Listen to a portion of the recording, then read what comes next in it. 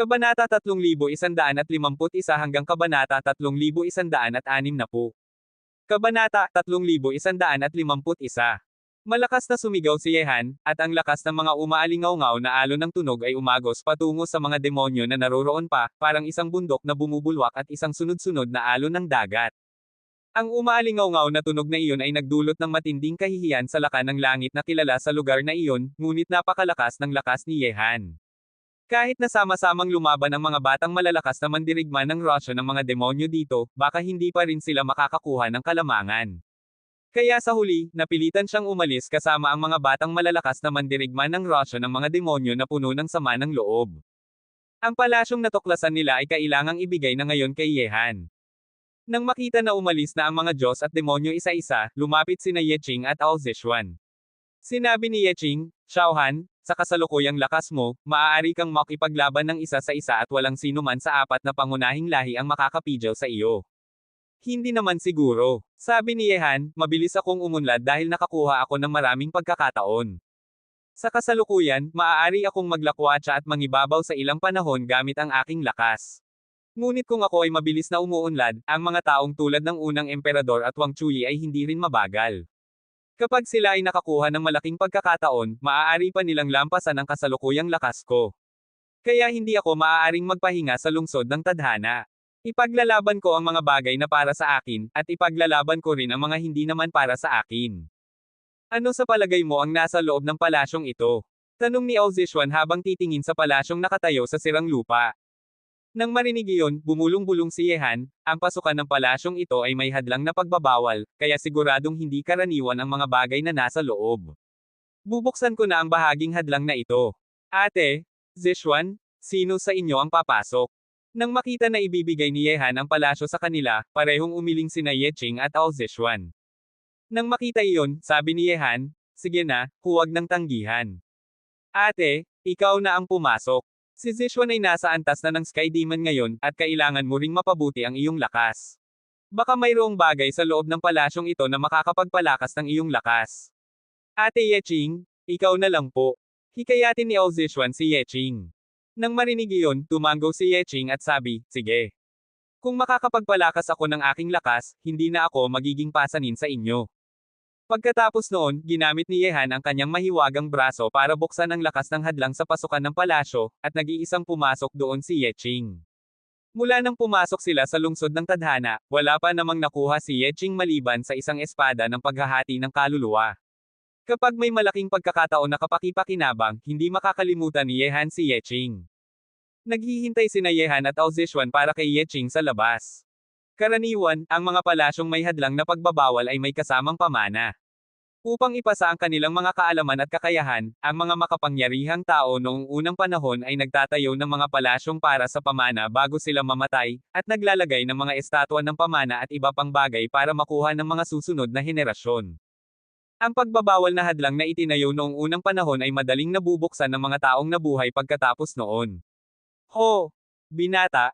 Muling tayo ay nagkita. Bigla na lamang, kaagad pagkatapos pumasok si Yeching sa palasyo, isang nakakatakot na boses ang umalingaw-ngaw sa kalawakan. Nang marinig ang mga salitang iyon, may mabilis na lumipas na malamig na intensyon na pumatay sa mga mata ni Yehan. Sabay silang tumingin ni Ao Zishuan at nakita ang isang figure na gawa sa itim na usok na dahan-daang lumilitaw sa kalawakan sa kanilang likuran. Binubuo ito ng mga katawan ng enerhiya, walang tunay na katawan, at hindi makikita ang anumang bahagi ng mukha. Nakasuot din ito ng itim na balabal, na nagbibigay ng pakiramdam na misteryoso at lubhang masama. Ikaw na naman. Madiin na sabi ni Yehan, hindi itinatago ang kanyang intensyon na pumatay.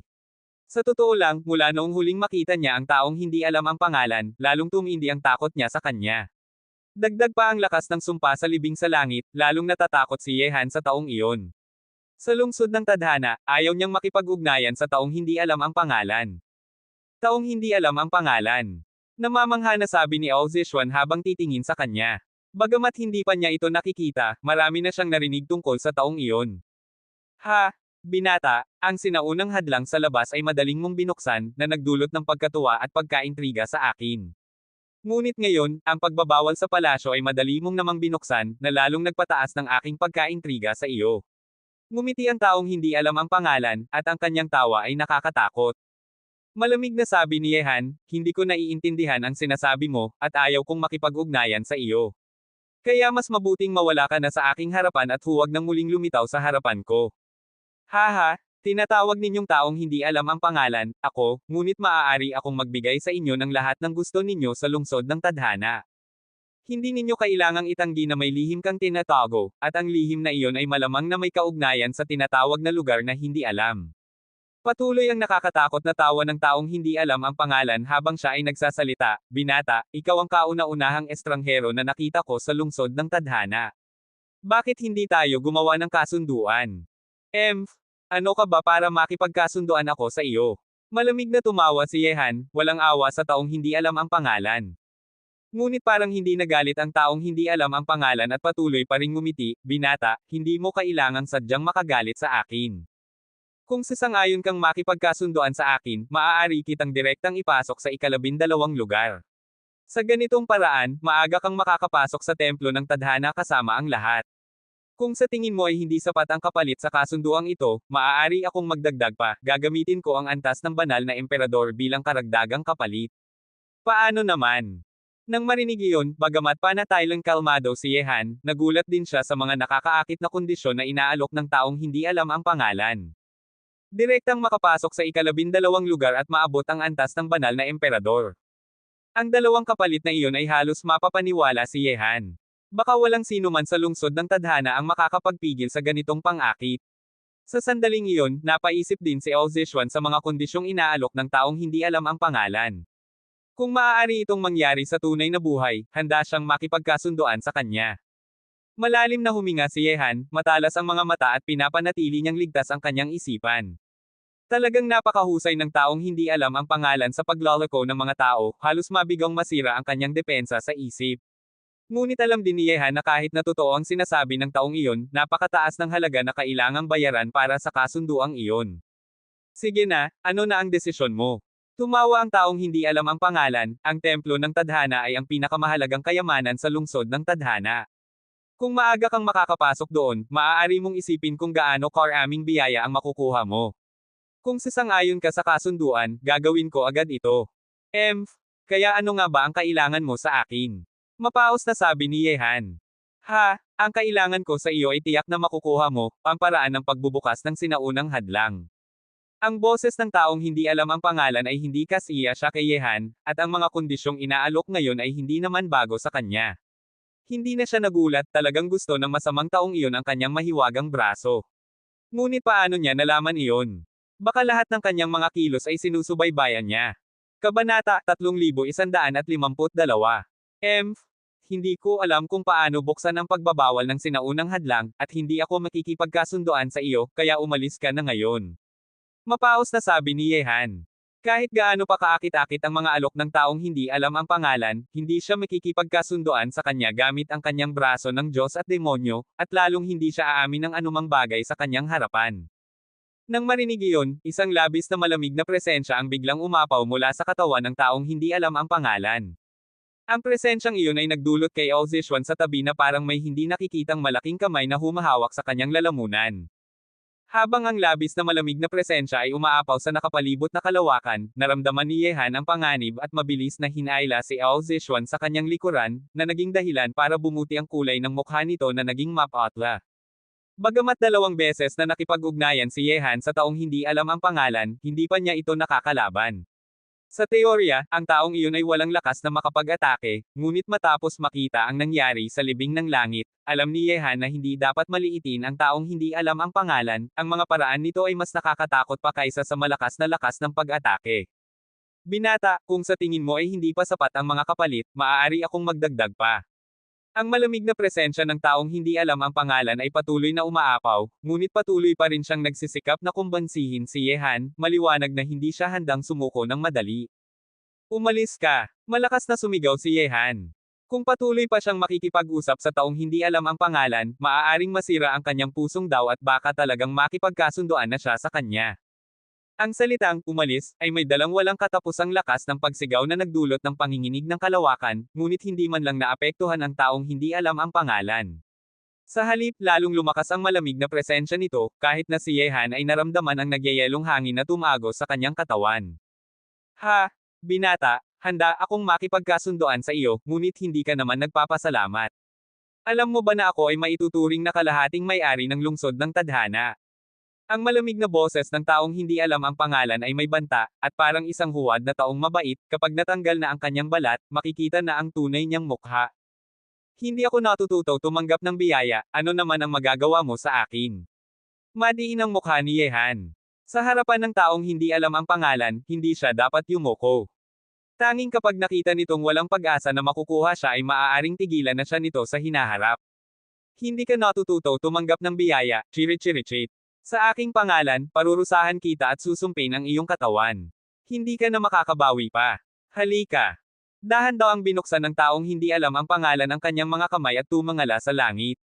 Habang siya ay bumubulong, malinaw na naramdaman ni Yehan na may isang makapangyarihang lakas ng sumpa na bumalot sa kanya sa daigdig na ito. Tama nga, ito ang lakas ng sumpa. May kislap ng liwanag sa mga mata ni Yehan. Parang ganito rin ang lakas ng sumpa noong libing ng langit. Ngayong hindi siya makikipagkasunduan, sinumpaan na siya ng taong hindi alam ang pangalan.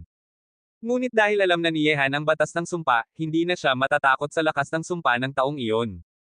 Kaya pinayagan niya ang lakas ng sumpa na pumasok sa kanyang katawan at tahimik na tiningnan ang taong hindi alam ang pangalan na parang nagtatanghal ng sayaw. Tapos ka na bang sumayaw? Maaari ka nang umalis sa harapan ko matapos mong sumayaw. Tahimik na sabi ni Yehan habang titingin sa taong hindi alam ang pangalan. Ha, binata, mayabang ka pa rin kahit na malapit nang dumating ang sakuna. Ngayon ay sinumpaan na kita. Hindi ka makakalampas ng 7 araw. Pagkatapos ng 7 araw, tiyak kang mamatay. Ngunit kung magbago ka ng isip at sumang-ayon na makipagkasunduan sa akin, maaari kitang tulungan na alisin ang sumpa at panatilihing ligtas ka. Ngumisi ang taong hindi alam ang pangalan. Bagamat hindi makikita ang kanyang mga mukha, naramdaman ni Yehan ang pagmamataas sa kanyang puso. Nang marinig iyon, nagulat si Eozishwan at handang atakehin ang taong hindi alam ang pangalan. Itinapon ni Yehan ang kanyang kamay, umhakbang siya ng ilang hakbang pasulong, at pagkatapos ay makita ang kanyang palad na may lumalabas na napakasakit na damdamin, ang sumpang sinasabi mo, ito ba yon? Nang makita iyon, biglang tumigil ang masamang tawa ng taong hindi alam ang pangalan, hindi maaari, walang sino man ang makakatakas sa aking sumpa. Walang imposible. Nakalimutan kong sabihin sa iyo na ang kinokontrol ko ay ang batas ng sumpa, na mas mataas pa kaysa sa iyong lakas ng sumpa. Kaya hindi mo ako mapapahamak gamit ang ganitong masamang paraan. Ngunit dahil kaya mong kontrolin ang sumpa, maaaring makaya kita gamit ang aking batas ng sumpa. Malamig na tumawa si Yehan, at habang siya ay nag-iisip, isang nakakatakot na batas ng sumpa ang biglang umapaw sa paligid ng kanyang katawan. Ang batas ng sumpa. Nang makita ang lakas ng batas na kinokontrol ni Yehan, isang kakaibang sigaw ang lumabas mula sa taong hindi alam ang pangalan, parang natakot, at biglang nawala, mas mabilis pa sa anumang bagay ang pagtakbo nito. Talagang natatakot ang taong iyon sa batas ng sumpa. Mukhang tama ang ginawa kong kontrolin ito. Kahit papaano, ngayong alam na ng taong hindi alam ang pangalan na kinokontrol ko ang batas ng sumpa, hindi na siya makakaabala sa akin sa hinaharap. Iyon ang iniisip ni Yehan. Sa taong hindi alam ang pangalan, talagang ayaw niyang makipag-ugnayan pa.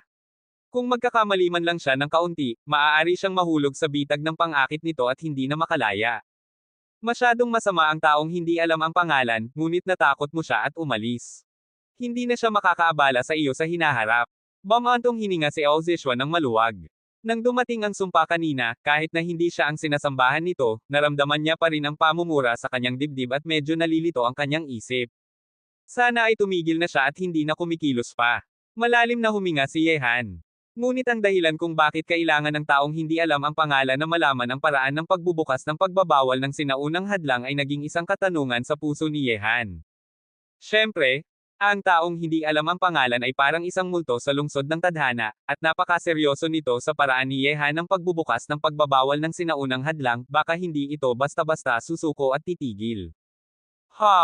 Sa oras na iyon, hindi pa matagal nang umalis ang taong hindi alam ang pangalan nang biglang magtipon-tipon ang isang nakakatakot na ulap ng pagsubok sa ibabaw ni Yehan at ng kanyang grupo, at isang napakalakas na presensya ng pagpigil ang bomb-alot sa buong daigdig. Kabanata 3153. Jeon, ito na ang banal na pagsubok. Nagulat si Yehan at lumingon. Sa sandaling iyon, nawala na ang palasyo at lumitaw si Yeching sa lupa. Itinaas niya ang kanyang ulo at titingin sa patuloy na nagtitipon-tipon na Jeon. Mukhang talagang maraming nakuha si Ate Yeching doon, at malapit na niyang lampasan ang banal na pagsubok para maging banal na hari. Masiglang sabi ni Ao Zishuan. Masaya rin si Yehan. Ang dalawa ay tumayo sa malayong kalawakan at pinanood si Yeching na dahan-daang umangat patungo sa langit, laban sa mga nakakatakot na kidlat na bumabagsak patungo sa kanya. Ang mga kidlat ay may lakas na kaya pang sirain ang lupa at langit. Banal na hari. Itinaas ni Yeching ang kanyang ulo, may kislap ng liwanag sa kanyang magagandang mata. Lumitaw ang espada ng paghahati ng kaluluwa sa kanyang kamay, at isang sipa ng espada ang iginawad patungo sa banal na dragon. Ang malamig na liwanag ng espada ay parang kayang tumagos at maputol ang isang bahagi ng langit, wasakin. Sa isang hampas, kahit sina Yehan at Ao Zishuan na nakatayo sa malayong kalawakan ay naramdaman ang malakas na epekto nito. Ngunit napakalakas na ng lakas ng pakikipaglaban ni Yeching, maaari na niyang madaling harapin ang banal na dragon at may malaking kalamangan pa siya. Kapag naging banal na hari na siya, baka hindi ko na kayang pantayan ang lakas ni Ate Yeching. Sa sandaling iyon, kahit pa hindi pa siya naging banal na hari, naramdaman pa rin ni Ao Zishuan na nasa realm ng langit na demonyo na ang lakas ng pakikipaglaban ni Yeching ay napakalakas. Lalo pang lalakas ang kanyang lakas kapag naging banal na hari na siya. Ngumiti si Yehan at sabi, ikaw ay nagtataglay ng dugo ng sinaunang Poweril, kaya tiyak na hindi ka magiging mahina sa hinaharap. Sa huli, pagkalipas ng halos kalahating oras, pinatay ni Yeching ang banal na dragon. Sa pagmamasid ni Yehan at Ao Zishuan, unti-unting umupo si Yeching sa trono ng banal na hari, siya ay naging isang tunay na banal na hari. May bahid ng emosyon si Yehan habang naaalala niya na magkasama silang pumunta ni Yeching sa kontinente ng mga Diyos at demonyo. Naghiwalay sila at naranasan ang maraming pagbabago at pagsubok. Bagamat tahimik si Yeching at hindi mahilig makipaglaban sa iba, hindi mahina ang kanyang talento. Bilang isang katawan ng banal na hari ng mga Diyosa, kinokontrol niya ang napakalakas na batas ng mga Diyosa. Sa mga henyo ng lahing tao, bukod kina Yehan at Kang Tianzo, tiyak na makakapasok si Yeching sa nangungunang 5 sa mga pinakamatalino. Ngayon, naging banal na hari na si Yeching, at baka hindi na kayang pantayan siya ng mga karaniwang gitnang antas na banal na hari. Nang makita ang babae na dahan-daang lumalakad sa kalawakan, may ngiting kasiya siya sa mukha ni Yehan. Ngumiti rin si Ao Zishuan at sabi, Ate Yeching, bati. Ngumiti si Yeching at sabi, kung hindi ninyo ako binigyan ng pagkakataong ito, hindi ako makakarating sa realm ng banal na hari ngayon. Sabi ni Yehan, Ate, nakakuha ka ba ng isang makapangyarihang pamana doon? Tumango si Yeching at sabi, ito ay ang pamana ng isang babaeng emperador ng langit noong unang panahon na nagngangalang Yandi. Nagsanay siya ng Janju. Isa rin siyang napakalakas na walang kapantay na mandirigma noong unang panahon.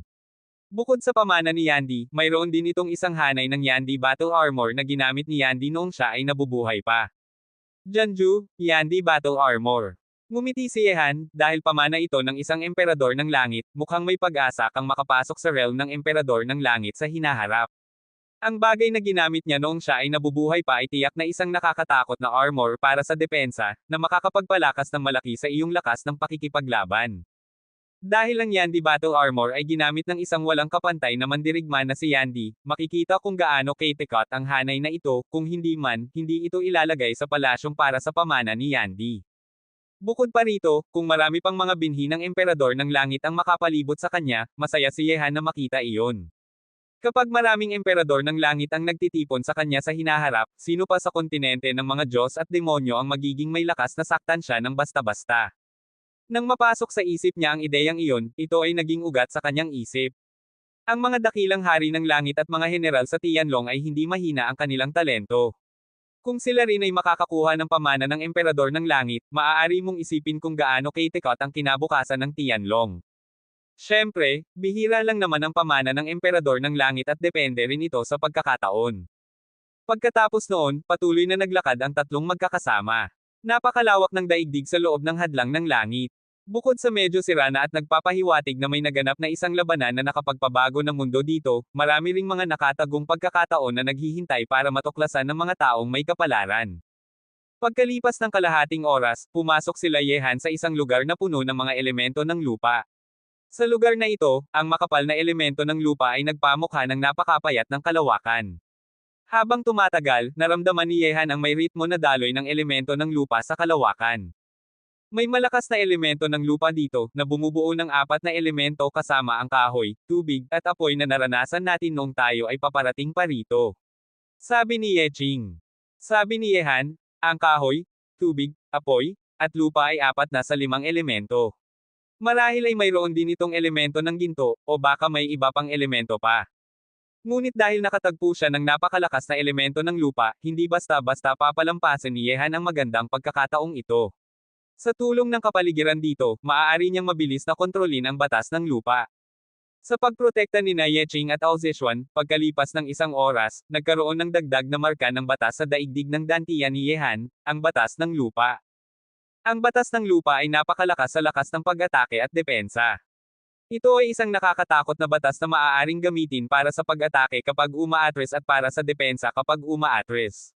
Hanggang ngayon, may 13 lakas ng batas na taglay ni Yehan. Ang 13 uri ng lakas ng batas, kabilang na ang mga may parehong katangian tulad ng batas ng yelo at batas ng tubig. Kung makakaya kong pagsamahin pa ang ilang mas malalim na lakas, hindi na lamang ang malalim na pagkaunawa sa tubig ang magiging aking lihim na kasangkapan. Iyon ang pumapasok sa isip ni Yehan. Makikita ang katapangan ng lakas ng malalim na pagkaunawa mula sa dalawang sikat na pangalan na Lakan ng Langit at Tianzi noong labanan. Ang ganitong lakas ay ang pinakamalakas na daanan para mapabuti ni Yehan ang kanyang lakas ng pakikipaglaban. Kabanata 3154. Ubos, ubos, ubos, ubos. Sa sandaling iyon, nang pumasok lamang ang mga iniisip na iyon sa isip ni Yehan, biglang nagsimulang manginig ang lupa sa ilalim ng kanilang mga paa, at ang mga maliliit na bato sa lupa ay patuloy na nalilipat. Ang tanawing ito ay parang paunang senyales ng isang lindol. Ano ang nangyayari? Tumitingin sa malayo sina Yeqing at Ao Zishuan sa tabi. Ang gayong kilusan ay mula sa napakalayong lugar, at kaya nitong magdulot ng napakalakas na panginginig, malamang na may kakaibang pangyayari na nangyari. Tumayo si Yehan at sabi, tingnan natin para malaman natin. Agad na tumalon ang tatlo na may hindi pangkaraniwang bilis, parang tatlong sinag ng liwanag. Sa isang iglap, narating na nila ang daan-daang milya. Pagkalipas ng 1 minuto, lumapit na sila Yehan sa lugar kung saan nagmumula ang panginginig.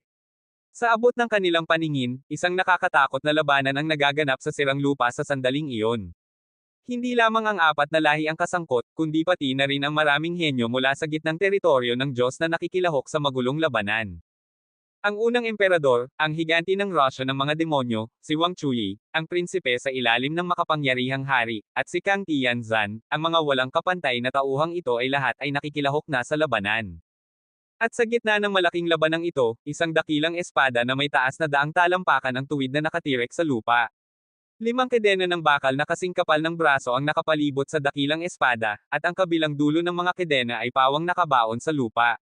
Bukod pa rito, sa kalawakan sa paligid ng dakilang espada, may ilang mga dakilang sandata pa ring lumulutang sa kalawakan, na nakapalibot sa dakilang espadang may taas na daang talampakan. Sa tuktok ng matayog na dakilang espadang may taas na daang talampakan, ang unang emperador ay tahasang sinusubukang hilahin ang espada, sinusubukang buhatin ito mula sa ilalim ng lupa, na nagdulot ng matinding panginginig ng buong lupa. Ngunit ang dakilang espada ay nakapalibot ng 5 makapal na kedena ng bakal, at may isang nakakatakot na batas na mahinang humihila dito, na ginagawang napakahirap na buhatin ang dakilang espada. Ang ilang iba pang walang kapantay na tauhan ay sabik na lumalapit sa dakilang espadang ito para pigilan itong makuha ng unang emperador. Ang presensya ng mga sandatang ito, lahat ay mga sandata ng sinaunang emperador. Hirap na sabi ni Ao Zishuan. Sa kontinente ng mga Diyos at demonyo, kahit isang sandata ng sinaunang emperador pa lamang ay makakapag-akit ng mga napakalakas na puwersa para ipaglaban ito, ngunit sa kalawakan ay may mahigit 10 sandata ng sinaunang emperador na naruroon. At ang dakilang espadang may taas na daang talampakan na nakapalibutan ng mga sandata ng sinaunang emperador ay mas lalong makapangyarihan. Ito ay ang pinakamataas na sandata. Ang sigaw ng pagkabigla ni Suzaku ay narinig sa isip ni Yehan, at nagulat siya. Ang pinakamataas na sandata, ang antas ng sandatang ito ay halos hindi makikita sa daigdig, at kadalasan ay itinatago sa mga kamay ng mga higanti. Sandata ng sinaunang emperador, pinakamataas na dakilang sandata. May kislap ng liwanag sa mga mata ni Yehan. Hindi nakakagulat na ang mga walang kapantay na tauhan ng lahat ng lahi ay hindi nag-atubiling magkaroon ng digmaan. Binata, may kakaibang bagay dito. Nasa tabi lang ang sandata ng sinaunang emperador, at ang pinakamataas na dakilang sandata pa ang nasa gitna, tiyak na hindi ito basta-basta. Napakaseryoso ng boses ni Suzaku. Ang pinakamataas na dakilang sandata ay maaari lamang taglayin ng isang higanti, at ang lakas nito ay nakakatakot. Ngunit sa sandaling ito ay inilalagay sa larangan ng digmaan pagkatapos ng isang kakilakilabot na labanan. Ang mga salita ni Suzaku ay nagpaseryoso ng mga mata ni Yehan. Kung hindi dahil sa espesyal na sitwasyon, bihira itong maging ganito kaseryoso ang matandang ito. Baka may kakaibang bagay nga dito. Ang sandata ng sinaunang emperador ay isang bihira na dakilang sandata kahit sa kontinente ng mga Diyos at demonyo. Kahit isa lang ang lumitaw, makakapag-akit ng mga napakalakas na puwersa para agawin ito. Ang sandata ng sinaunang emperador ay hindi ang sandata ng emperador sa kasalukuyang panahon, ito ay mga sandata ng emperador na naiwan mula noong sinaunang panahon, kaya tinatawag itong sandata ng sinaunang emperador. Ang sandata ng sinaunang emperador ay natural na mas malakas kaysa sa mga sandata ng emperador sa kasalukuyang panahon. Ang pagkakaroon nito ay malaking nakakapagpalakas ng sariling lakas. Sa realm ng banal na emperador, walang sino man ang ayaw makakuha ng sandata ng sinaunang emperador. Ngunit kahit na ang mga napakalakas na puwersa sa realm ng banal na gulong ng emperador ay maaaring hindi makakuha nito. Ito ay nagpapakita kung gaano kahalaga ang sandata ng sinaunang emperador. Tungkol naman sa pinakamataas na dakilang sandata, ito ay isang napakalakas na nilalang na lampas pa sa mga sandata ng sinaunang emperador. Sa kasaysayan ng kontinente ng mga Diyos at demonyo, minsan na ring nakakuha ng pinakamataas na sandata ang ilang napakalakas na puwersa sa realm ng banal na emperador, ngunit hindi nila magamit ang lakas nito.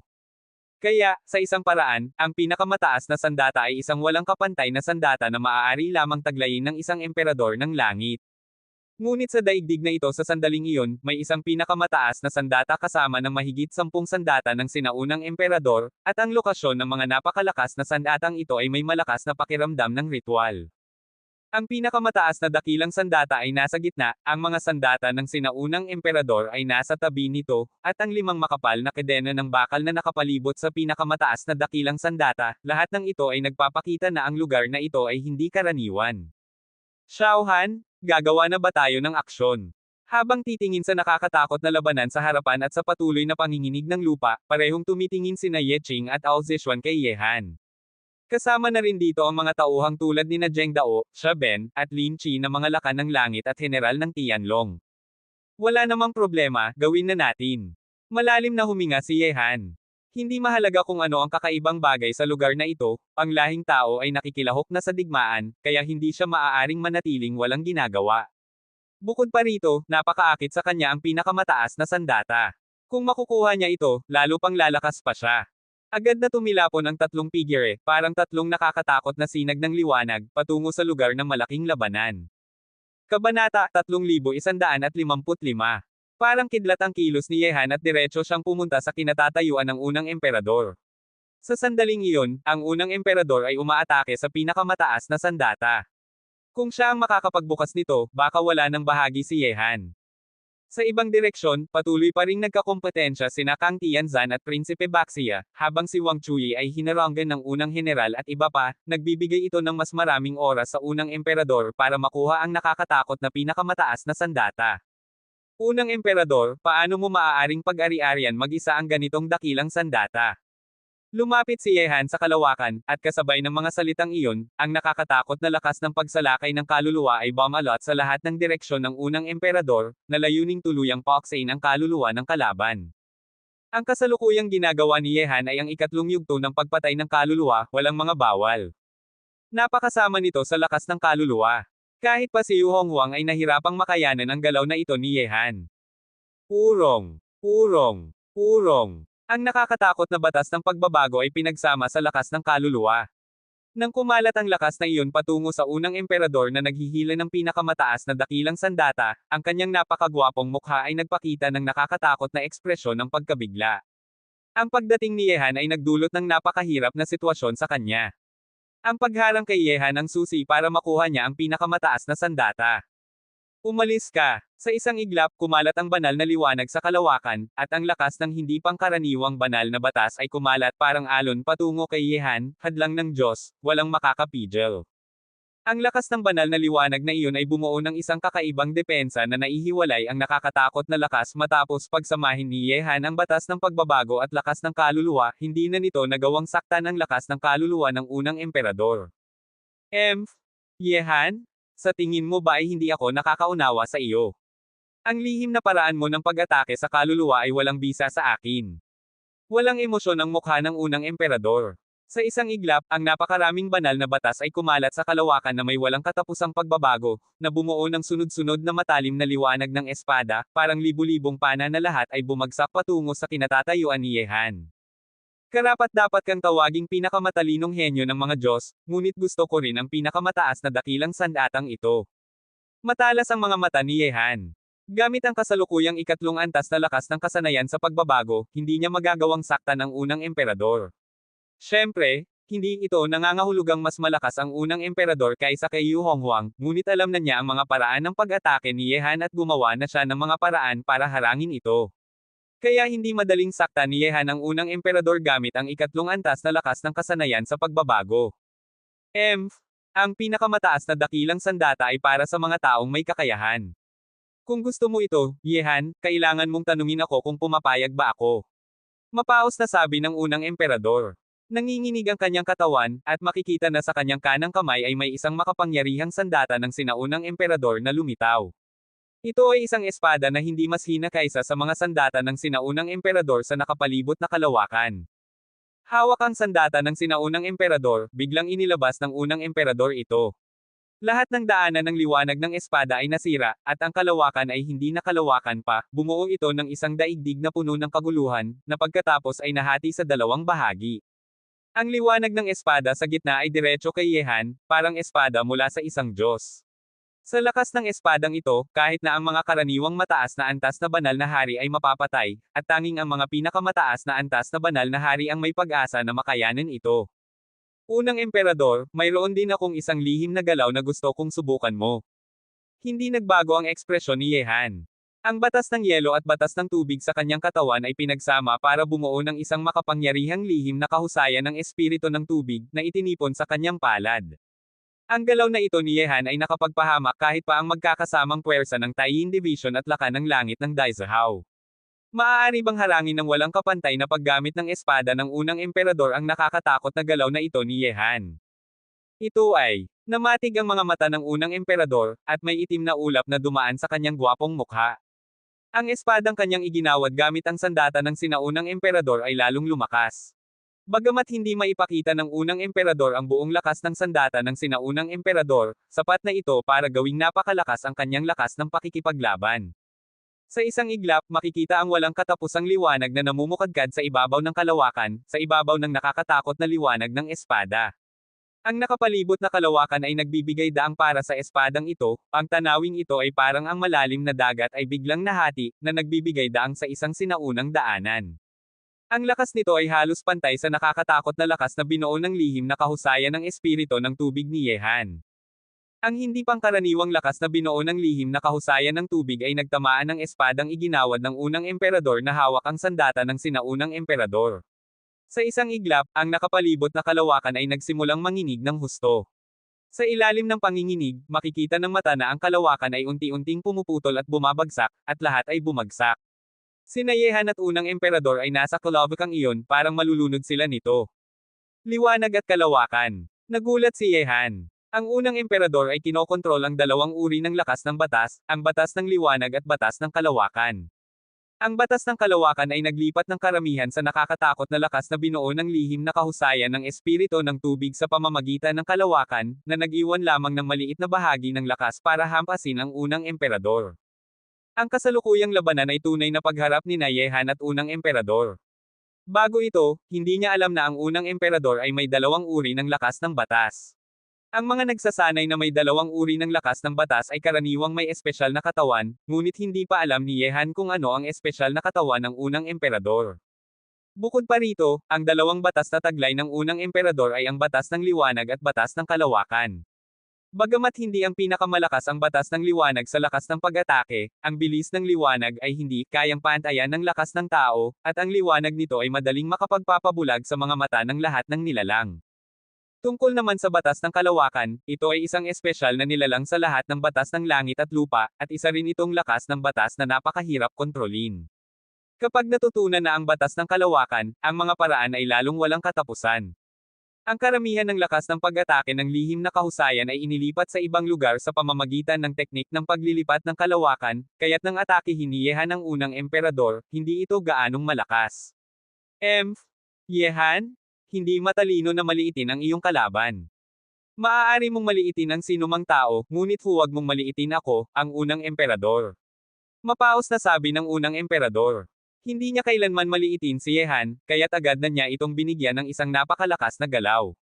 Medyo maliit lang talaga ni Yehan ang tingin sa unang emperador.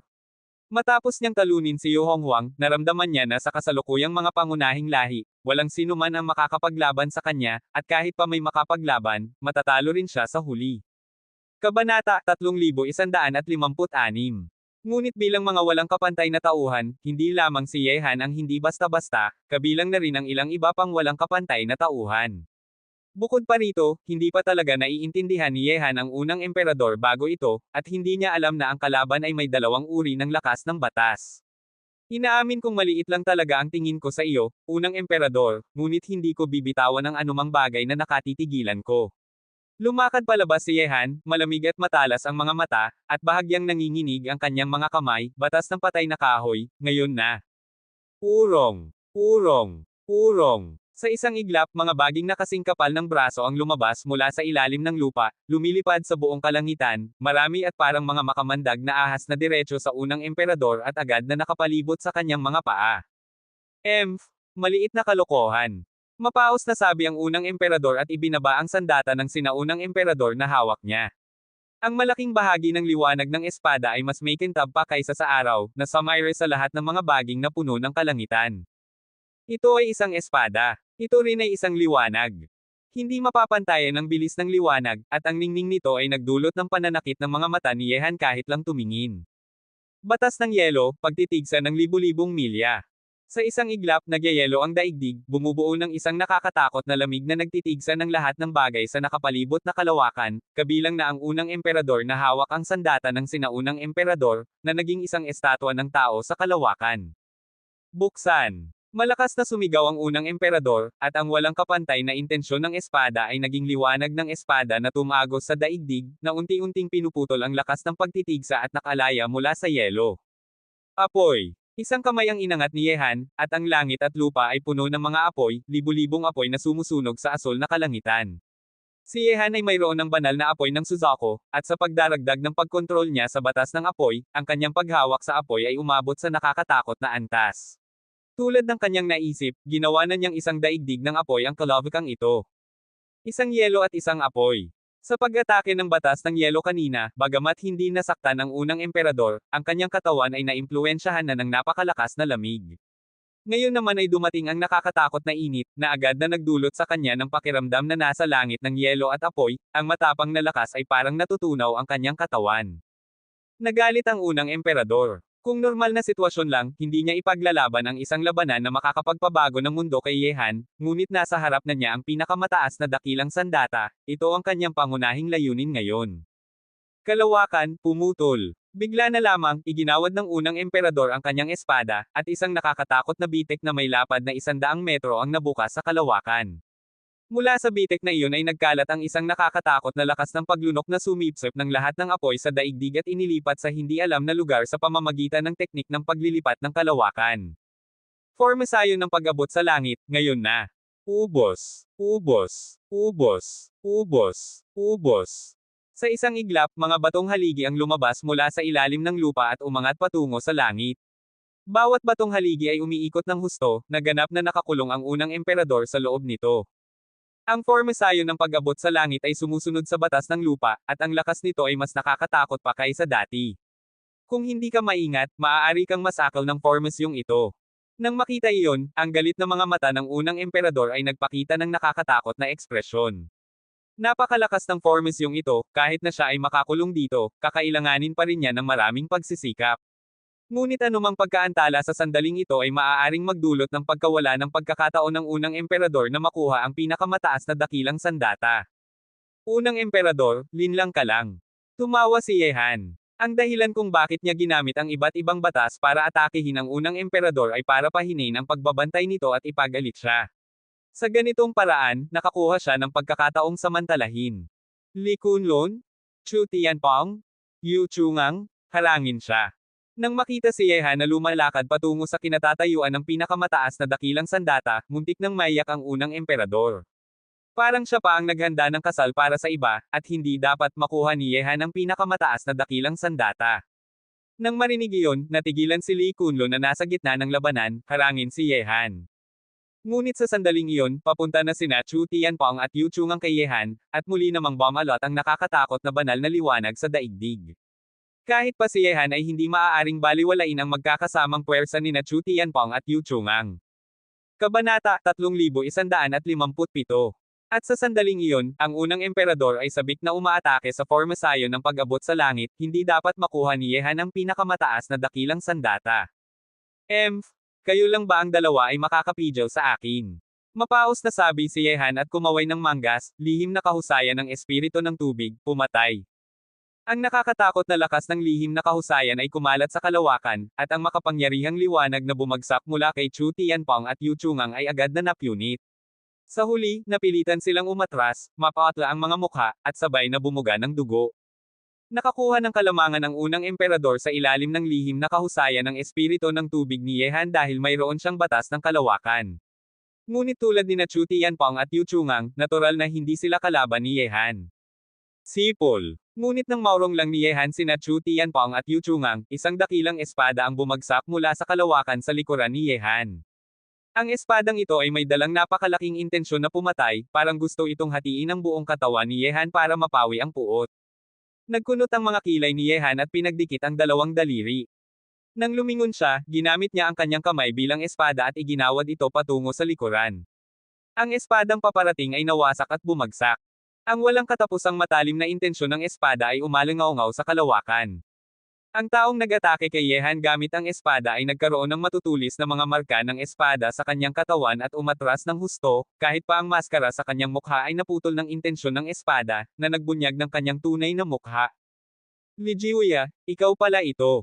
Sa isang iglap, isang nakapagpapalakas ng dugo na intensyon na pumatay ang lumabas mula sa katawan ni Yehan. Nang makita muli ang kanyang dating kaaway, hindi na niya napigilan ang labis na matapang at nakakatakot na intensyon na pumatay sa kanyang puso. Hindi niya inakala na makikita pa niya ang kaaway niyang ito na buhay at patay. Si Li Jiuya, isang pangalan na nakabaon sa alaala ni Yehan sa mahabang panahon. Napakatagal na kaya't muntik na niyang kalimutan ang pangalang ito. Kung hindi niya nakita ang pamilyar na mukha ngayon, baka unti-unting mawala na ito sa kanyang alaala. Ngunit hindi mapagkakatiwalaan ang tadhana, matapos ang 5 o 6 na taon, nagtagpo sila muli. Mula nang pumasok siya sa kontinente ng mga Diyos at demonyo, hindi na nakarinig si Yehan ng anumang balita tungkol kay Li Jiuya. Alam niya na alinman ay lubos na nakatago ang kalaban, o namatay siya sa daigdig ng kalawakan noong una pa lamang siyang pumapasok sa kontinente. Mataas ang posibilidad ng huli. Sa totoo lang, kahit na may proteksyon ni Suzaku, muntik nang mamatay si Yehan bago makarating sa kontinente ng mga Diyos at demonyo. Napakaliit ng pag-asa ni Li Jiuya na makarating dito. Ngunit hindi lamang nakarating si Li Jiuya sa kontinente ng mga Diyos at demonyo, buhay pa siya at maayos pa. Nagpalit siya ng pangalan at lihim na nagtatago sa dilim, sinusubaybayan siya at naghihintay ng pagkakataon. Ang nakakatakot na intensyon na pumatay ay sumiklab sa kalawakan, na nagulat sa ibang mga walang kapantay na tauhan na nasa gitna ng labanan. Lahat sila ay tumingin kay Yehan na napakalakas na ngayon. Ang ganitong galit na si Yehan, parang mawawalan na siya ng katinoan, ay hindi pa nila nakikita. Siyempre, ang paglitaw ni Li Jiuya ay nakakuha rin ng pansin ng ilang dating kakilala mula sa Huaxia na pumunta rin sa kontinente ng mga Diyos at demonyo, tulad nina Ye Qing, Xia Ben, Lin Qi, Wang Dichu, at Ji Pot Ian. Tiyak na hindi nila makakalimutan ang mukha ni Li Jiuya. Noong pa sa daigdig ng Huaxia, siya ang hari na nakatayo sa tuktok ng Rurok, nakatayo sa tuktok ng Kunlun at titingin sa lahat ng nilalang sa mundo. Siyempre, labis din nilang kinaiinisan ang may-ari ng mukhang ito. Halos sirain ng kalaban si Yehan. Noong labanan ng Kunlun, halos lahat ng pinakamataas na mandirigma sa Huaxia ay nakilahok para labanan ang kilalang banal na hari ng Siyam na Gabi, isang kaganapan na kinagiliwan ng buong mundo. Ngunit sa huli, namatay si Ji Quangren sa labanan, binaura si Ji Jiukan, naging alipin sina Ji Yanhuang at Xiao Qingshan, at si Yehan ay direktang pinalaya sa bansa. Parang asong walang tirahan, umalis siya sa kanyang tahanan, pumunta sa ibang bansa, at muling naglakbay kasama ang Tianlong. Paano hindi makakapagbalangkas ng paghihiganti si Yehan sa ganitong kalaking sama ng loob? Buha pa rin ang hayop na ito at nagtatago sa seminaryo. Hindi nakakagulat na nalaman ng seminaryo ang tunay na pagkakakilanlan ng aming pinuno, ang hayop na ito pala ang nasa likod ng lahat. May intensyon na pumatay ang mukha ni Lin Chi. Noong una, lahat sa daigdig ng Huoxia ay tumitingala sa banal na hari ng siyam na gabi, kabilang na siya nakilala bilang pumatay ng Diyos na Lin Chi. Ngunit ngayon, hindi na niya kailangang tumangala sa dating nasa tuktok na banal na hari ng siyam na gabi, dahil pantay na sila ngayon. Ang pinakamalaking balakid sa pag-usbong ng Tianlong. Akala ko ay namatay na siya. Dahil buhay pa siya, patayin na natin siya. May puot na mukha si Xia Ben. Ang banal na hari ng siyam na gabi ay dating pagsubok na hindi gustong hakbangin ng Tianlong. Ano nga ba ang sama ng loob ni Li Kunlun at ng aming ikatlong kapatid sa seminaryong ito? Halos mawala na siya ng katinoan. Nagtaas ng kilay si Li Zhengdao. Ang ganitong katangian ni Yehan na halos mawawala ng katinoan ay huli pa niyang nakita noong labanan sa Yaoqi para kay Yeching. Ha. Yehan? 6 na taon na ang lumipas. Matapos ang labanan noong nakaraan, ikaw ang dahilan kung bakit ako bumagsak mula sa tuktok patungo sa altar at nawala ang lahat ng aking katayuan at karangalan noon. Ngunit, naisip mo na ba na ako, si Li Jiuya, ay buhay pa sa mundong ito? Tuldok-tuldok panipi. Sa kalawakan, malakas na tumawa si Li Jiuya. Dahil natuklasan na ni Yehan ang kanyang pagkakakilanlan, wala nang dahilan para itago pa niya ito. Matapos ang labanan sa Kunlun, hindi ako lumabas ng seminaryo kahit isang hakbang dahil alam kong kung buhay ako, tiyak na buhay ka rin. 3 taon na ang nakalilipas, nang ang iyong pangalan na Yehan ay unti-unting naging sikat sa buong mundo, alam kong hindi pa tapos ang nakatadhana nating labanan. Ang labanan ng buhay at kamatayan ay magpapatuloy pa, at inaasahan ko na ang araw na ito. May awa ang langit na bigyan ako ng isa pang pagkakataong patayin ka. Sa pagkakataong ito, ipaparamdam ko sa iyo na pagsisihan mong mabuhay. Ang katawan ni Yehan ay puno ng nagyayelong hangin. Nang makita muli si Li Jiuya, ang dating kaaway, hindi na niya napigilan ang matapang na intensyon na pumatay sa kanyang puso. Sa loob ng kanyang katawan, parang may isang madilim na anino na sinusubukang lunokan ang kanyang isip at gawing demonyo siya. Ha. Yehan? Ang lungsod ng tadhana ay ang aking pagkakataon bilang si Li Jiuya, hindi kita papayagang patayin ako. Tumangala si Li Jiuya sa langit at tumawa, at pagkatapos ay ang kanyang mga mata ay naging madilim at nakakatakot. Noong una, hindi ko inakala na ikaw, na parang isang langgam sa harapan ko at pinalayas ko pa sa bansa, ay makakabawi pa. Hindi ko rin inakala na ako ay tatapakan mo sa Kunlun, ang pagkakamaling iyon ay lubos kong natatandaan. Sa pagkakataong ito, hindi na ako gagawa ng parehong pagkakamali. Malakas na sumigaw si Yehan, parang kulog ang kanyang boses, noong nakaraan ay nakatakas ka, ngunit sa pagkakataong ito, wala nang pagkakataon pa para sa iyo, Li Jiuya. Ang lungsod ng tadhana ay magiging iyong libingan. Hindi ikaw ang magpapasya sa takbo ng mundo, Yehan. Mayroon kang pagkakataon, at ako naman, si Li Jiuya, ay mayroon din. Dahil pinahintulutan ako ng mga Diyos na mabuhay, ibinigay nila sa akin ang pagkakataong bayaran ang aking kahihiyan. Noong una, kayang kong patayin ang iyong ama, burehen ang iyong tiyo, at ipayuko ang iyong lolo bilang alipin sa aking paanan. Ngayon, ipapahamak kita, Yehan, sa aking mga kamay. Kabanata 3158. Seryoso ang mukha ni Li Jiuya. Kinaiinisan siya ni Yehan, kaya't labis din niyang kinaiinisan ito. Ang malaking sama ng loob sa pagitan nila ay nakatadhana na, buhay o patay, kailangang mawasak ang isa para matapos ang kanilang nakatadhana na pagkakaugnay. Sa sandaling iyon, nang marinig ang mga salitang iyon, medyo naapektuhan din ang mga mukha ng mga taong nakikilahok sa labanan. Si Li Kunlun mula sa seminaryo ay may napakalalim na ugnayan at sama ng loob kay Yehan. Hindi nakakagulat na halos mawala ng katinoan si Yehan nang makita muli ang tunay na mukha ni Li Kunlun. Ito ay sama ng loob ng pagpatay sa ama, sama ng loob ng pagbure sa tiyo, at kahihiyan ng pagpapahiya sa ama. Anong ibang sama ng loob pa ang mas hindi makakalimutan kaysa sa ganitong kalalim na puot? Ha. Yehan? Sa landas ng iyong buhay, ako, si Li Jiuya, ay tiyak na isang tao na hindi mo makakalimutan. Pumasok ka sa gitnang teritoryo ng Diyos mula sa katimugang teritoryo ng Diyos, nagpalit ng pangalan at mukha, at isang kamay lang ang gumalaw sa lahat ng bagay. Ang buong mundo ay tinakpan mo ng kadiliman, nilalaro mo sila parang laruan, ngunit ako naman, si Li Jiuya, ay ang tanging may malinaw na paningin na nakikita kang parang isang payaso na nagdidirehe at nagtatanghal. Ang damdaming iyon, napakasarap. Ang walang pidil na tawa ay umalangaw-ngaw sa kalangitan. Malakas na tumawa si Li Jiuya, at ang sama ng loob na pinigilan niya sa kanyang puso sa loob ng maraming taon ay parang unti-unting lumalabas sa ganitong paraan. Nanginginig ang katawan ni Yehan. Ang mga pangyayari sa bundok ng Kunlun ay muli pang dumaan sa kanyang isip parang mga eksena sa pelikula. Namatay sa labanan ang baliw na si Jake Wangren sa bundok ng Kunlun, pinupunasan ni Yan Qingmo ang kanyang mga luha habang ang kanyang buhok ay naging puti, binaura ang dantian ni Ji Jiukan at naging walang silbing tao na kailangang gumamit ng upo ang pangwil sa buong buhay niya. Ang kanyang lolo na si Jian Huang, ang makulit na matandang si Xiao Qingshan, at ang mga taga-Kunlun ay naging alipin, pinunit ang kanilang mga mata at pinutol ang kanilang dila. Li Jiuya, sa buhay kong ito, kahit sa dulo ng mundo, patayin kita. Ang nakakatakot na intensyon na pumatay ay parang isang bagyo at malaking alon.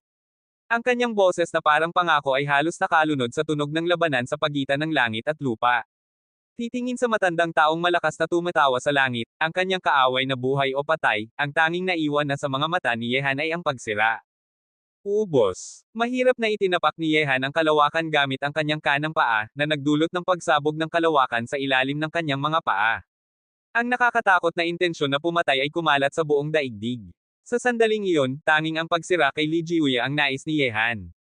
Nang makita niya ang mukhang iyon na tumatawa sa langit sa kanyang harapan, nais lamang niyang tuluyang mawala ang may-ari ng mukhang iyon sa mundo. Li Jiuya, mamatay ka. Sa dapit hapon, isang nakakatakot na pandurukbong ng demonyo ang lumitaw sa mga kamay ni Yehan. Ang katawan ni Yehan ay napapalibutan ng napakalaking lakas ng demonyo, at sa paligid ng daigdig, mga alon ng mga batas ng demonyo ay sabik na nagtitipon. Hawak ni Yehan ang pandurukbong ng demonyo at tinatawag ang batas ng mga demonyo. Sa sandaling iyon, parang siya ay ang pinakamataas na Diyos ng demonyo na bumaba sa mundong ito. Ang pandurukbong ng demonyo na ito ay ang sandatang ginamit ng ikasyam na antas na emperador ng demonyo noong siya ay nabubuhay pa. Ang antas nito ay kasing espesyal ng mga sandata ng sinaunang emperador. Sa pagkakaroon ng pandurukbong ng demonyo, lalong lalakas ang lakas ng pakikipaglaban ni Yehan. Sipol. Ang nakakatakot na pandurukbong ng demonyo ay ibinaba, at ang napakalaking lakas ng demonyo ay nagdulot ng kadiliman sa buong mundo. Ang liwanag ng daigdig, ang araw at buwan ay parang nahahadlangan ng lakas ng demonyo. Ang kalangitan sa ibabaw ng mga ulo ni Yehan at Li Jiuya ay ganap na binabalot ng napakalaking lakas ng demonyo. Sa daigdig na ito, si Yehan ang pinakamataas na Diyos ng demonyo na kinokontrol ang lahat. Nang dumating ang nakakatakot na pandurukbong ng demonyo, unti-unting tumigil ang ngiti ni Li Jiuya. Bagamat niya pinagalitan at binatikos si Yehan, ang lakas ni Yehan ay talagang nagdulot ng takot sa kanya. Kung siya ay haharapin niya ang galit na si Yehan ng mag-isa, tiyak na mamatay siya. Chu Tianpong, Yu Chungang, tulungan ninyo ako. Malakas na sumigaw si Li Jiuya. Napakatakot na harapin ng mag-isa si Yehan, kailangan niyang humingi ng tulong. Nang marinig iyon, nanginginig sina Chu Tianpong at Yu Chungang na nasugatan na. Napakatakot na si Yehan kanina pa, ngunit ngayong galit na ito, lalong hindi mapangahas na harapin. Ngunit wala silang ibang pagpipilian kundi kumilos. Si Li Jiuya ay miyembro ng seminaryo at bunsong kapatid ng unang emperador. Ang pagtulong sa kanya ay parang pagtulong sa unang emperador. Sa isang iglap, marahas na dumating sina Chu Tianpong at Yu Chungang at ginamit ang lahat ng lakas sa kanilang katawan para umatake. Ngunit nang sabay na atakehin ni Chu Tianpong at Yu Chungang ang galit na si Yehan, biglang umatras si Li Jiuya, at may nakakatakot at masamang liwanag na kumikislap sa kanyang mga mata. Li Kunlun, ikaw na masamang tao. Nagulat sina Chu Tianpong at Yu Chungang. Hiniling ni Li Kunlun na harapin nila si Yehan, ngunit siya mismo ay tumakas. Ito ay ganap na paggamit sa kanilang buhay para matiyak na mabubuhay siya sa kamay ni Yehan.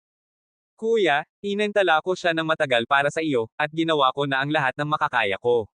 Sa susunod na labanan, ikaw na ang bahala. Hindi na ako sasama. Tumingin si Li Jiuya sa kanyang kinikilalang kuya na nasa loob ng formasayon ng pag-abot sa langit, walang emosyon ang kanyang mga mata, at pagkatapos ay mabilis na lumipad papunta sa malayo. Kung gusto niyang mabuhay, kailangan niyang umalis dito at layuan si Yehan. Ang lungsod ng tadhana ay ang kanyang pagkakataon, ang tanging pagkakataon niyang malampasan si Yehan. Kaya hindi siya maaaring mamatay, kailangan niyang mabuhay. Sa sandaling iyon, napakasama rin ng tingin ng unang emperador, ngunit talagang naantalan ni Li Kunlun si Yehan para sa kanya, kaya hindi pa napupunta sa kamay ni Yehan ang pinakamataas na dakilang sandata.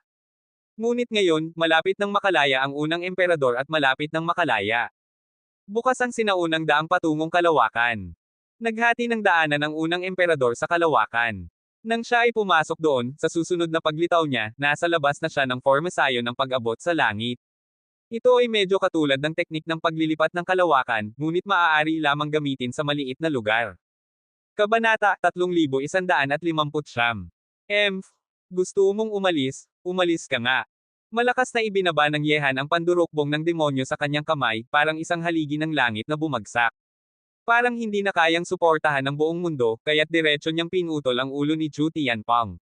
Bagamat mapalad na nakaligtas si Yu Chungang, labis siyang nasugatan at muntik nang mamatay sa galaw ni Yehan. Labas ka! Agad na nanginginig ang katawan ni Yehan, at maraming anino ang lumitaw, isang kopya ng kanyang sarili ang lumitaw at hinabol si Li Kunlun sa direksyon kung saan ito tumakas. Li Jiuya, kahit sa dulo ng mundo, tiyak kang mamamatay. Ang tunay na katawan ni Yehan ay nanatili sa lugar na iyon, at may nakakatakot na lakas ng galit pa ring kumakalat mula sa kanyang katawan.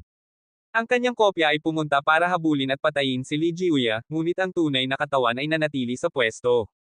Sa sandaling makita niya muli ang kaaway, ipuputol niya mismo ng kanyang mga kamay ang ulo nito. Urong! Ngunit sa sandaling iyon, hinahawakan na ng unang emperador ang pinakamataas na dakilang sandata. Matapos siyang makalaya, hindi na niya binigyang pansin si Yehan at diretso siyang pumunta sa kinatatayuan ng pinakamataas na dakilang sandata. Hindi mahalaga kung sino ang mamatay sa seminaryo, ngunit kailangan niyang kontrolin ang pinakamataas na sandata, kahit paharapin niya si Yehan, kailangang umatras ito. Lalong lumalakas ang nakakatakot na panginginig. Habang patuloy na hinihila ng unang emperador ang pinakamataas na dakilang sandata ng paunti-unti, ang 5 kedena ng bakal na nakapalibot dito ay nanginginig ng husto, at ang lupa ay pumuputol ng mga nakakatakot na bitek na parang kambal alabok. Sa nakapalibot na kalawakan, ang mga sandata ng sinaunang emperador ay umuulong at nanginginig, at ang kanilang lakas na pumipigil ay kumakalat sa lahat ng direksyon. Nang makita iyon, namatig ang mga mata ni Yehan. Tumakbo siya ng isang hakbang at sa isang iglap ay nasa harap na siya ng pinakamataas na sandata. Kasabay nito, ang nakakatakot na lakas na pumipigil ng mga sandata ng sinaunang emperador na lumulutang sa kalawakan ay dumating patungo sa kanya.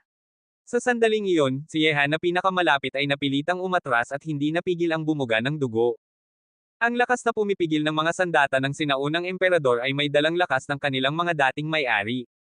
Ang mga taong nakahawak ng mga sandata ng sinaunang emperador ay tiyak na mga nakakatakot na mandirigma noong sinaunang panahon. Yehan? Ang pinakamataas na dakilang sandatang ito ay pag-aari ng aking unang emperador. Nang makita na napilitang umatras si Yehan ng mga sandata ng sinaunang emperador, nagpakita ng nakakatakot na lamig ang gwapong mukha ng unang emperador. Lumitaw ang mga ugat sa kanyang noo, at ang pinakamataas na dakilang sandata na medyo lumabas na mula sa lupa ay lalong mabilis na lumabas pa. Ang 5 kedena ng bakal na nakapalibot dito ay unti-unting lumalabas din. Ang nakapalibot na daigdig, ang makapangyarihang batas ng ginto, batas ng kahoy, batas ng tubig, batas ng apoy, at batas ng lupa, ay lahat ay nagtitipon sa sandaling iyon. Ang lakas ng mga batas ng 5 elemento ay isa-isang kumakapit sa 5 kedena ng bakal para subukang pigilan ang paglabas ng pinakamataas na dakilang sandata. Tama nga, ito ay ang batas ng 5 elemento. Malamig ang mga mata ni Yehan, ngunit sa sandaling iyon ay unti-unting hinahawakan na ng unang emperador ang pinakamataas na dakilang sandata. Ang lahat ng mga sandata ng sinaunang emperador sa paligid ay nagpoprotekta sa kanya, kaya hindi makalapit si Yehan sa kinatatayuan ng pinakamataas na dakilang sandata. Crack! Crack! Crack! Bigla na lamang, nang malakas na hilahin ng unang emperador ang espada, ang mga kedena ng bakal na nakapalibot sa pinakamataas na dakilang sandata ay isa-isang naputol. Nang maputol ang mga kedena, ang mga elemento ng 5 elemento na nakakabit dito ay biglang nawala sa kalangitan. Hindi pa rin nararamdaman ni Yehan ang pagkakaroon ng batas ng 5 elemento. Sipol. Ang dakilang espadang may taas na daang talampakan ay laging namamangha. Ang pinakamataas na dakilang sandata ay may habang daang talampakan. Nang mawala na ang mga kedena na pumipigil dito, nagawang hilahin ng unang emperador ang nakakatakot na sandatang ito at mahigpit na hawakan ito gamit ang kanyang kamay. Sa huli, ang sandata ay lumiliit at naging isang matalim na espada. Ha. Ang pinakamataas na dakilang sandata, ang pinakamatalim na sandata sa mundo, ay pag-aari ko na ngayon bilang unang emperador. Sa ibabaw ng kalawakan, hawak ng unang emperador ang pinakamataas na dakilang sandata habang ang kanyang buhok ay umaalon sa hangin. Sa sandaling iyon, mas makapangyarihan pa siya kaysa sa isang emperador. Sa sandaling iyon, nang makuha ng unang emperador ang pinakamataas na dakilang sandata, nawala ng kontrol ang mga sandata ng sinaunang emperador na lumulutang sa kalawakan. Lumilipad at umiikot sila sa pagitan ng langit at lupa. Nang makita ito ng mga taong nasa gitna ng labanan, sila ay nagmamadaling pumunta patungo sa mga sandata ng sinaunang emperador na iyon. Nakuha na ng unang emperador ang pinakamataas na dakilang sandata, kaya't kailangan na nilang pumili ng susunod na pinakamabuti at habulin ang mga sandata ng sinaunang emperador na kapareho rin ng lakas. Ngunit nang makuha ng unang emperador ang pinakamataas na dakilang sandata, naputol ang 5 kadena ng bakal na nakabaon sa ilalim ng lupa, nawala ang 5 elemento sa pagitan ng langit at lupa, at nawala ng kontrol ang mga sandata ng sinaunang emperador. Isang nakakatakot na ritmo ay tahimik na sumiklab. Ang ritmong iyon ay isang lakas na nakakapagpabigat ng dibdib. Ang mga bato sa lupa ay tumatalbog, parang may isang bagay na malapit nang lumabas mula sa ilalim ng lupa. Hindi sumali si Yehan sa pag-agawa ng mga sandata ng sinaunang emperador. Hindi naman dahil ayaw niya, kundi dahil ang lakas na tahimik na sumasiklab sa ilalim ng lupa ay nagpapanginginig sa kanyang kaluluwa. Kung mas malakas ang isang tao, mas maramdaman niya kung gaano kalakas ang lakas na iyon. Urong. Urong. Urong. Kabanata 3160. Sa isang iglap, mga grupo ng itim na usok ang kumalat mula sa ilalim ng lupa papunta sa ibabaw. Ang paglitaw ng mga itim na usok na iyon ay hindi inaasahan ng mga tao, at diretso itong pumasok sa mga grupo ng tao sa buong kalangitan. Kapag ang mga nagsasanay ay nabalutan ng mga itim na usok na ito, ang kanilang kaluluwa ay ganap na natupok sa isang iglap, walang lakas na makalaban at direktang naging tahimik na bangkay. Hindi. Umalis tayo. Sa isang kisap mata, mahigit 10 tao na ang natupok ng itim na usok. Ang ganitong nakakatakot na pangyayari ay nagulat sa mga nagsasanay na nag-aagawan ng mga sandata ng sinaunang emperador, at sila ay nagmamadaling tumakbo papunta sa malayo. Ano ba ang mga bagay na ito? Natigilan si Yehan. Nakita niya lang ang isang binatang nasa rurok ng mataas na antas na hari ng Diyos, ngunit walang lakas na makalaban nang mabalutan siya ng itim na usok. Ha. Ako ay pinigilan at nakapigilan sa ganitong sirang lugar sa loob ng 30,000 taon. Hindi ko inakala na may makakabukas ng matandang espada na inilagay ng emperador ng Diyos ng Espada, si Kang Yu. Habang nagkakalat ang mga nagsasanay sa pagitan ng langit at lupa, makikita na sa ibabaw ng kalawakan sa gitna, ang mga lumilipad na itim na usok ay nagsama-sama, at ang napakasamang boses ay narinig mula sa loob nito, nagpapakilabot ng balahibo sa mga taong nakakarinig. 30,000 taon, emperador ng Diyos ng Espada. Sa buong daigdig, kahit na ang unang emperador na may hawak na pinakamataas na dakilang sandata, ang higanti ng Russia ng mga demonyo na si Wang Chui, ang prinsipe ng mga demonyo, si Yehan ng lahing tao, at si Kang Tianzhou, nung tumingin sila sa mga nagsama-samang itim na usok, lahat sila ay napakaseryoso. Mula sa katawan ng itim na usok, naramdaman nilang lahat ang isang nakakatakot na banta. Ano ba ang itim na usok na ito? Pinigilan ito dito sa loob ng 30,000 taon. Ang emperador ng Diyos ng Espada, dahil tinawag siyang emperador ng Diyos, siguradong siya ay isang walang kapantay na mandirigma ng mga Diyos noong sinaunang panahon. Anong antas kaya ng nilalang ang kailangang ipigilan ng isang tulad niya? Ngunit bilang pasasalamat, ibigay ninyo ang inyong mga kaluluwa ngayon at hayaan ninyong mabusog ako. Mabuti naman, hindi ako kumain sa loob ng 30,000 taon, sobra akong gutom. Sa isang iglap, sa harap ng mga mata ng mga batang malalakas na mandirigma mula sa lahat ng lahi sa paligid, ang mga grupo ng nagsama-samang itim na usok ay naging isang higanteng may taas na mahigit 3 metro. Mayroon pa itong isang mata, kabuoang 3 mata ang mayroon ang higanteng ito. 3 mata, hindi ba't katulad ito ng mga namatay na sa sinaunang larangan ng digmaan na ito? Nagulat ang lahat. Sa kanilang paglalakbay papunta rito, nakita nila ang maraming mga bangkay, kabilang na ang mula sa 4 na pangunahing lahi at ilang hindi alam na lahi. Ang ilan sa mga bangkay na iyon ay may 3 mata. Anong masamang nilalang ka ba? Gusto mong lunukan ang aming mga kaluluwa. Tingnan mong puputulan kita. Hawak ng unang emperador ang pinakamataas na dakilang sandata, may lakas at tapang siya. Tumakbo siya ng isang hakbang at iginawad ang kanyang espada. Ang lakas ng pinakamataas na dakilang sandata ay mahirap maunawaan ng mundo. Kahit pa si Yehan ay naramdaman ang pagkabigat ng lakas ng espadang iyon. Sa pagkakaroon ng pinakamataas na sandata, kahit na hindi maipakita ng unang emperador ang buong lakas nito, ang matapang na presensya nito ay sapat na para hindi masabi ni Yehan na makakapanalo siya sa labanan. Ikaw ang nagbukas kay Kang Yu. Dati kong plano na patawarin ka ng buhay. Dahil hindi mo alam kung paano mabuhay o mamatay, ikaw ang una kong lulunukin. Malakas ang boses ng 3 mata na higanti, umaalingaw-ngaw sa buong kalangitan at parang kulog na naririnig ng lahat. Ibinuko niya ang kanyang malaking kamay at agad na tinanggal ang matalim na liwanag ng espada na iginawad, at pagkatapos ay may isang nakakatakot na lakas ng paglunok na bumagsak sa unang emperador, nagpa siyang gumalaw ito patungo sa tatlong mata na higanti. Nang makita iyon, galit na sumigaw ang mga batang malalakas na mandirigma ng mga Diyos at sunod-sunod na naglunsad ng mga nakakatakot na pag-atake sa tatlong mata na higanti. Ang unang emperador ay ang kinabukasan ng mga Diyos, paano nila hahayaan na mangyari ang anumang masama sa kanya? Natakot din ang mga tao mula sa ibang lahi. Kahit pa ang unang emperador na may hawak na pinakamataas na dakilang sandata ay walang lakas na makalaban sa tatlong mata na higanti. Sino pa sa mundong ito ang makakapigilan sa nakakatakot na higanteng iyon? Binata, napakatakot ng tatlong mata na higanteng ito. Wala sa inyo ang makakatalo sa kanya, ngunit bagong lamang itong nakatakas mula sa pagkakahigpit. Ang kanyang lakas ay nasa yugto pa lamang ng paggising, at ang lungsod ng tadhana ay may sariling lakas na pumipigil sa kapangyarihan. Ang pinakamataas na lakas na maibubugin niya ay malapit na sa realm ng banal na emperador, ngunit ang pamamaraan ng tatlong mata na higanti ay kakaiba. Marahil ay makakapatay lamang kayo sa kanya kung sama-sama kayong umaatake. Narinig ni Yehan ang boses ni Suzaku sa kanyang isip, puno ng pagiging seryoso. Kahit pa si Suzaku na maraming alam ay hindi alam kung anong lahi ang tatlong mata na higanti. Ang kakaibang presensya nito ay nagdudulot ng takot sa mga kaluluwa ng mga tao. Nang marinig iyon, nagkunot ang mga kilay ni Yehan, tutulungan ba niya ang mga Diyos? Patuloy si Suzaku, binata, hindi ngayon ang panahon para mag-alala tungkol sa mga personal na sama ng loob. Kung hindi kayo magsasama-sama, walang makakalabas dito ng buhay. Bukod pa rito, ang tatlong mata na higanti ay pinigilan sa loob ng 30,000 taon. Marahil ay matututo kayo ng mga bagay tungkol sa sinaunang panahon mula sa kanya. Nang marinig iyon, malalim na huminga si Yehan at sumigaw, ang dayuhang lahing ito ay isang matandang halimaw mula sa libu-libong taon na ang nakalilipas. Bagamat nakalaya na siya ngayon, ito ang panahon kung kailan siya pinakamahina. Kapag naigising na ang kanyang lakas, walang makakalabas dito ng buhay. Mga tao, sama-sama tayong lumaban. Sa isang iglap, tumilapon si Yehan, hawak ang pandurukbong ng demonyo, at malakas na inilabas ito. Ang nakapagpapalakas ng dugo na lakas ay bumalot sa tatlong mata na higanti.